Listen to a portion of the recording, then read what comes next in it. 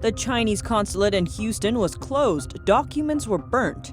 Now 2 shred trucks stand in front of the Chinese consulate in New York. A dozen containers of shredded papers were taken away. Chinese citizens' anger towards authorities is rising. A watermelon farmer's video has gone viral on social media. A Chinese company celebrated the People's Liberation Army's Day with U.S. aircraft carriers. If the U.S. and China were at war, which one would Chinese people support? The U.S. seeks to remove Chinese apps from American app stores and American apps from Chinese phones. The move can be detrimental to Chinese phone makers. And TikTok insists it's clean and has no security risks. But its parent company back home appears to be under the thumb of the Communist Party. Welcome to China in Focus. I'm Tiffany Meyer. TikTok has been denying that it would hand over user data to Chinese authorities and try to distance itself from China. But the man behind its success has a record of bending his knees to party authorities back home. NTD's Juliet Song reports. The fate of the controversial app TikTok is now up in the air. If it can't find an American buyer before September 15th, President Trump said he would ban the app in the U.S. Its parent company, ByteDance, is based in China. U.S. officials accused TikTok of handing over user information collected from its over 80 million U.S. users in the hands of the Chinese Communist Party. TikTok says it never gave data to China and wouldn't do so if asked. The tricky thing is, its parent company is based in China. Under Chinese law, if party officials ask for user data, it's hard for companies to say no. Jiang Yiming, the billionaire behind TikTok's success, has a record of bending to the Chinese Communist Party's will. Jiang founded ByteDance, TikTok's parent company, which is based in Beijing. In 2018, ByteDance was one of the world's most valued startups. In the same year, Chinese authorities shut down a joke-sharing app made by the company, citing vulgar content on the platform. Jiang responded with a letter of self-criticism, saying that he had a sleepless night in deep reflection and guilt. He concluded that the company overly emphasized technology, but didn't realize that technology has to be guided by core socialist values. He expressed his gratitude for the regime's tech industry support and said he would incorporate what he called the right values into company products. He added that he'd give further educate employees about core socialism values and regulations. He also noted that ByteDance would expand its content monitoring branch from 6,000 to 10,000 workers. Jiang appears to have upheld his loyalty pledge to party officials. 5 months later, close to 200 internet police departments across China opened accounts on Douyin, TikTok's Chinese counterpart. But publishing content on the platform is only part of their job. The other half involves policing content. Videos flagged or reported by the internet police is one of the foremost priorities for the company and will be dealt with in a timely fashion. A ceremony was held to mark the day internet police moved onto the Douyin platform. A ByteDance vice president even gave a speech, but he also plays another role, chief of the company's Communist Party cell. In China, companies with more than 100 employees must have a Communist Party cell, and cell leader reports directly to local party authorities. Like the vice president, many key company workers are also members of the Communist Party. An internal document obtained by NTD shows that inside ByteDance Beijing branch, almost 150 employees are also party members. Most of them are in their 30s and are in key management or technological positions. The company's party cell has been actively strengthening its members' loyalty to the party. It has organized road trips to communist revolution sites in China, arranged for party officials to give company lectures, and ask party members in the company to refresh the oaths they pledged when joining the party. The vows include being ready to sacrifice everything for the Communist Party and the people, and to never abandon the party. Juliet Song, NTD News. Secretary of State Mike Pompeo lays out the details for how the U.S. will further protect citizens from the Chinese Communist Party's threats. They're expanding the Clean Network to filter out untrusted mobile carriers, cloud storage, apps, and others. Well, good afternoon, everyone. Pompeo started off by reminding Americans to be cautious when traveling, since U.S.-China tensions are rising. But he expressed hope things are changing. And the good news is the tide is absolutely turning. The central idea of distrust and then verify, I think the world is coming to see is the right approach. The Clean Network initiative is being expanded to protect Americans' data from untrusted vendors, such as preventing untrusted cell phone carriers from providing service. With parent companies based in China, apps like TikTok, WeChat, and others are significant threats to personal data of American citizens, not to mention tools for CCP content censorship. We don't want companies to be complicit in Huawei's human rights abuses or the CCP's surveillance apparatus. The two other steps are Clean Cloud and Clean Cable to protect Americans' personal data as well as companies' intellectual storage and make sure the CCP cannot continue using underwater fiber cables to compromise the information they carry, which connects to the global internet. Melina Weisskopf, NTD News. Chinese phone makers occupy a third of the world's smartphone sales. Unable to install U.S. apps like Google Maps or WhatsApp could be detrimental to the vendors. Research institutions have found that Chinese apps, including WeChat, are conducting pervasive content surveillance among its international users, while feeding propaganda to overseas Chinese communities. The Chinese companies are like minions that help the Chinese Communist Party expand its influence globally and bring harm to the world. Therefore, the U.S. restrictions on these companies and its clear network plan not only protects the American people, but actually combats these accomplices of the CCP while also liberating the Chinese people. The China Affairs commentator says these apps were conducive to Chinese censorship about the virus outbreak, which led to the pandemic. In fact, we have seen in this pandemic these Chinese apps, including WeChat and TikTok, what they have done is censor the truth and help catch whistleblowers. We know Dr. Li Wenliang was arrested after he used WeChat to spread information about the virus. Many Chinese died because of the censorship. Meanwhile, the apps helped the CCP spread fake news and delayed the truthful information from being spread to the world, causing hundreds of thousands of deaths worldwide. Today's casualties have a lot to do with these companies. We turned a blind eye to China's widespread technology theft. The move to confront the Chinese regime came after the 4 China speeches by top U.S. officials, which are seen as marking a major shift in the U.S.'s China policy. Beijing on Thursday opposed the U.S. action, calling it malicious smearing, and said that China will continue to push an open business environment. China maintains a closed-up internet with its Great Firewall, which prevents its citizens from viewing most foreign websites.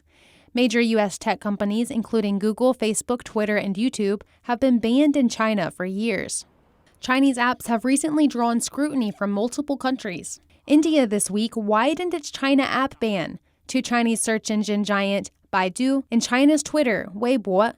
WeChat and TikTok have been blocked in India since late July. Lawmakers from Australia and Japan are also discussing security concerns over TikTok. Penny Zhou, NTD News. The Chinese consulate in Houston was recently ordered to close. That's after the Trump administration accused it of being a hub for espionage activity by the Chinese Communist Party.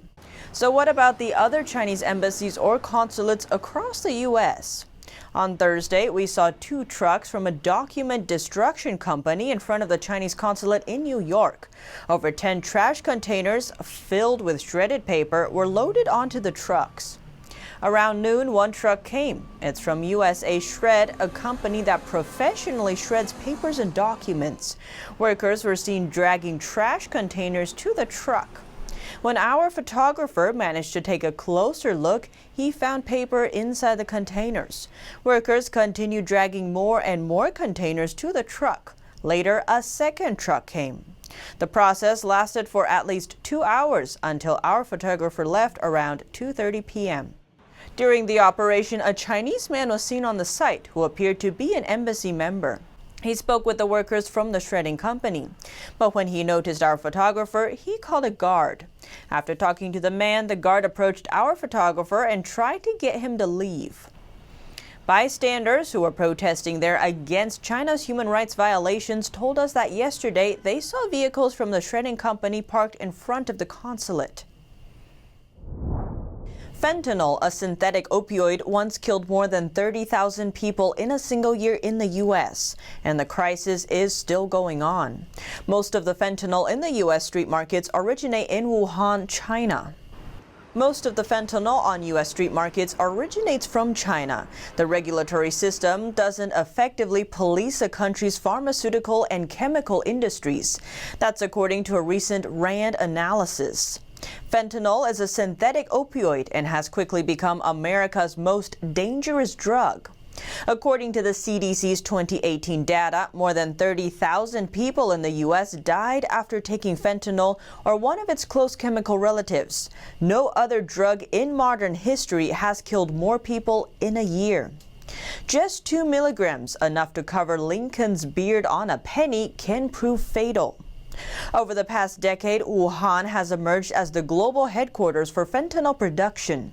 The city's chemical and pharmaceutical manufacturers hide their drug production within their larger legal manufacturing operations. According to a recent ABC News report, huge amounts of these mail-order fentanyl components can be traced to a single state-subsidized company in Wuhan. Chinese manufacturers export the drug in 2 ways.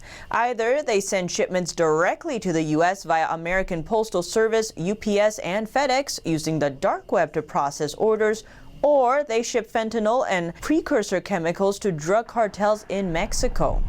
The final product is then smuggled into America. Ben Westhoff is the author of Fentanyl Incorporated.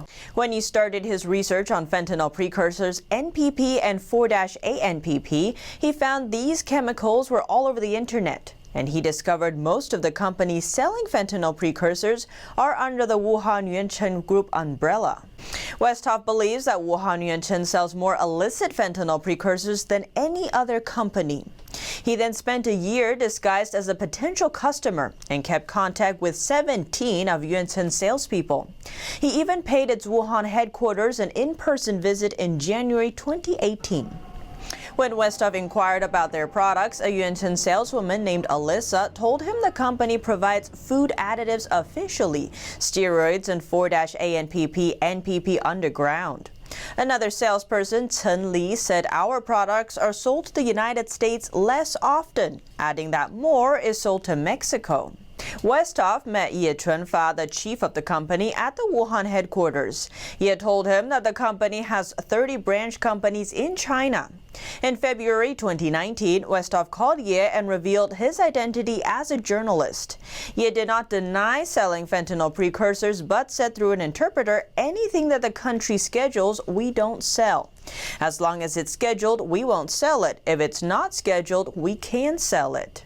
Ye feigned ignorance about selling unscheduled fentanyl precursor chemicals.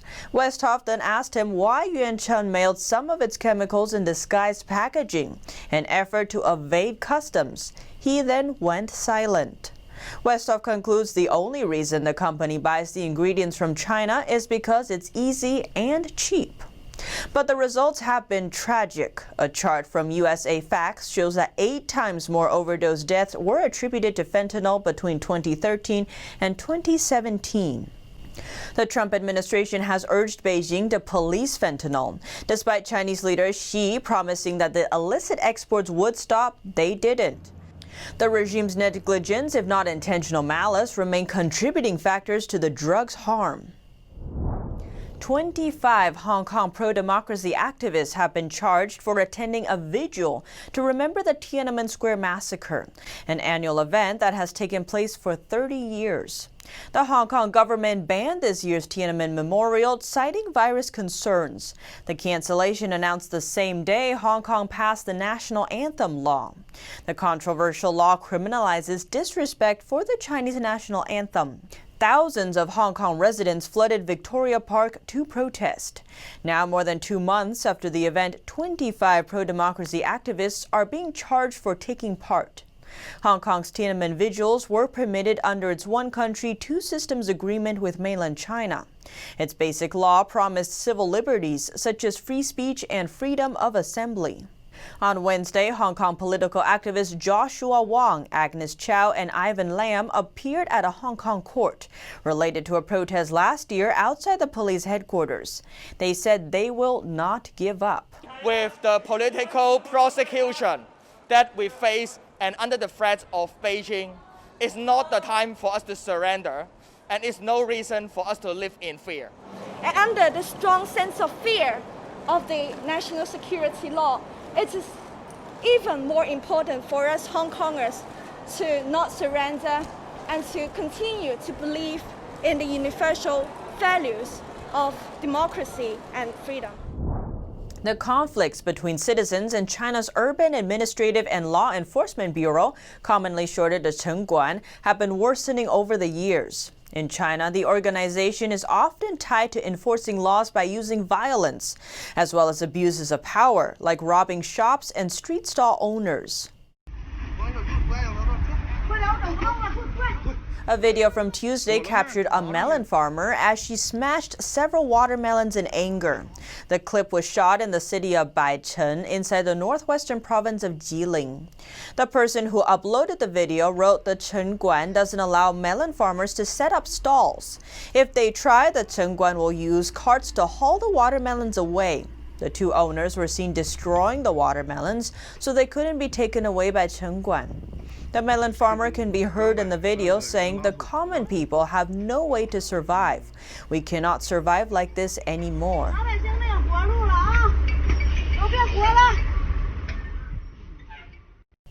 Another similar case occurred years ago, back in 2013.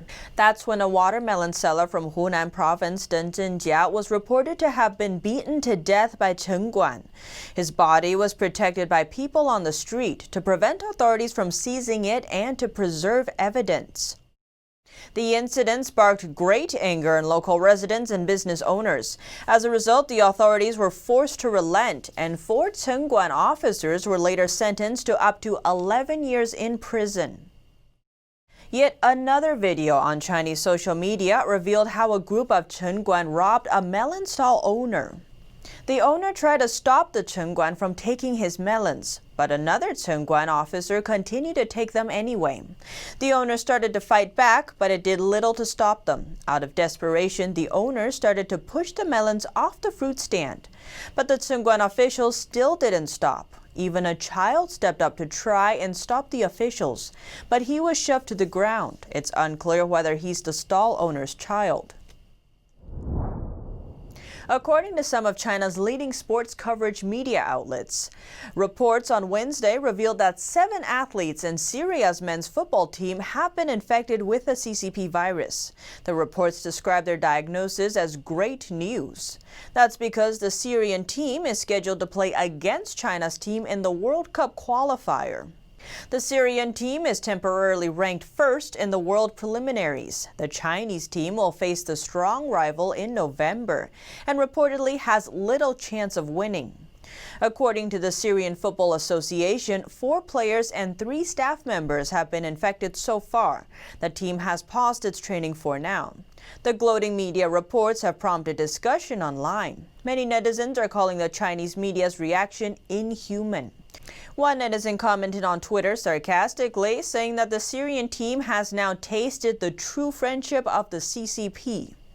Another one hinted that China's communist ideology has been destroying Chinese people's moral values ever since the Communist Party came to power 70 years ago. Chinese netizens are laughing at a poster designed for the People's Liberation Army Day celebration. The holiday aims to show gratitude to China's military for safeguarding the country. But the poster has sparked humor because none of the aircraft carriers or warships pictured actually belong to China. A Chinese real estate corporation designed a poster in celebration of PLA Day, which falls on August 1st. Directed towards the Chinese Army, the poster reads, "Thank you for your protection. We have a home and a world." Yet the aircraft carriers and warships that appear in the poster don't belong to China. Instead, they're from the U.S., France, Britain, the Netherlands, and Italy. A netizen posted the image on Weibo with a comment asking sarcastically, "Doesn't the U.S. aircraft carrier fleet look near and dear?" American Chinese media outlet The New Heights conducted an online poll earlier this week on Twitter among only Chinese users. It asked, if the U.S. is determined to overthrow the Chinese communist regime, do you plan to side with the U.S. military or the CCP's army if war breaks out? Results show that more than 80% of voters chose to stand with the U.S., while only 8% said they'd help the CCP. 10% remained neutral. A 2018 survey from Chinese web portal NetEase posed a similar question to people in China. The survey asked, "How much will you donate to your country in the case of a war?" And the pinned reply says, "I will donate 1,000 to the U.S." Someone else also replied to the comment, writing, "I agree with you, and I'll send information to the U.S. Army." Now we turn to the U.S. Defense Secretary's comments on China. U.S. Defense Secretary Mark Esper described China as a military rival to the U.S. During Wednesday's virtual Aspen Security Forum, Esper spoke of countering the Chinese regime. He said our chief competitors are China and Russia in that order, adding, "We have seen China become more aggressive." The defense secretary outlined possible ways to respond, including ordering 50% of the National Defense University to focus on China, as well as increasing Mandarin language training for personnel. The U.S. and China have been conducting military drills in the South China Sea. Esper noted China's bullying tactics in the region. He noted, "We see them acting out in a way that is inconsistent with international norms and rules of behavior." He described methods of combating the aggression, including building on U.S. partnerships in Asia and the Pacific. Esper called it the best way to push back on China and its bad behavior in the Pacific. He also noted the Chinese regime's increasing presence around the globe, including in the Indo-Pacific and Africa. Likewise, Esper touched on the decision to pull troops from Germany, saying it brings flexibility to deal with other threats, like China. He said, "I have to be thinking about the future," adding that it's important to continue building up partnerships and allies.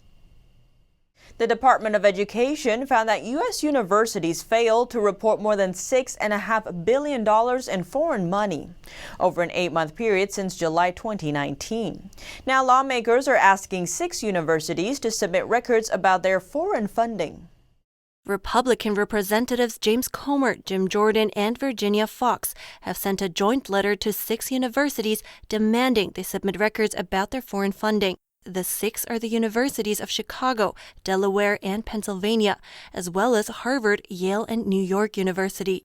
The 3 lawmakers made their requests in light of transparency concerns and to help us better understand the foreign influence and investment in U.S. higher education. They are concerned that countries use donations or contract agreements for benefits or quid pro quos. Just recently, former chair of Harvard's chemistry department was charged in relation to participation in a Chinese state-run job recruitment program without disclosing these ties to federal authorities. The 3 lawmakers specifically named 5 countries of concern for foreign funding: China, Qatar, Saudi Arabia, Iran, and Russia. For China, the lawmakers want to see records of funding from the Chinese Communist Party, state-affiliated organizations, and businesses located in China. And that's all for today's China in Focus. Thanks for watching and see you tomorrow.